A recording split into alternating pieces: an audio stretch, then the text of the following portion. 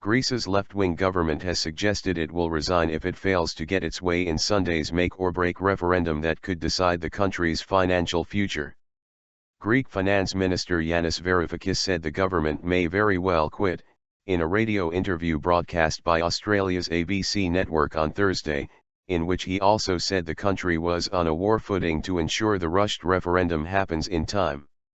Varoufakis also told Bloomberg TV in another interview on Thursday that he would not sign any deal with creditors without any reference to a restructuring of Greece's debt burden.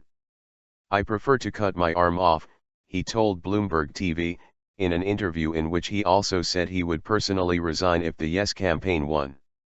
Varoufakis claimed Greece was being treated as a debt colony that didn't have any rights.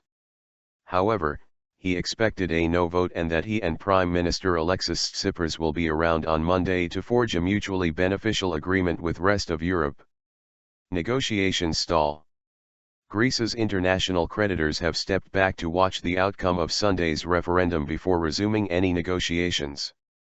German Chancellor Angela Merkel said that Europe could calmly await the outcome of a referendum called by Tsipras for Sunday on bailout terms.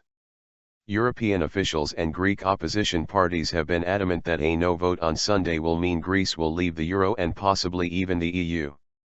The country defaulted on an IMF payment late on Tuesday, 2200 hours o'clock GMT, that cut off Athens from vital bailout financing.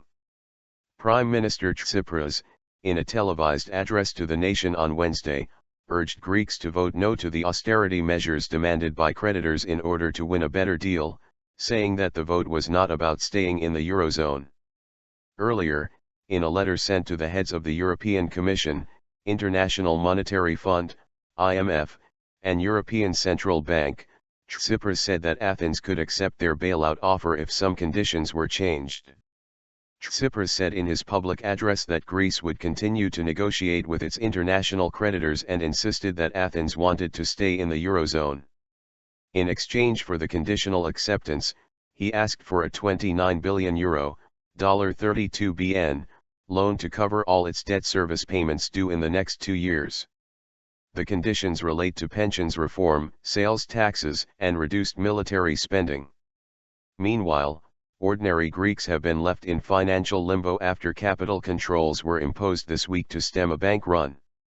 They have been reduced to €60, $66, daily ATM withdrawal caps, adding hardship to lives already ground down by years of austerity. Al Jazeera's Barnaby Phillips, reporting from Athens, said many pro-EU protesters put the blame for Greece's predicament on Tsipras.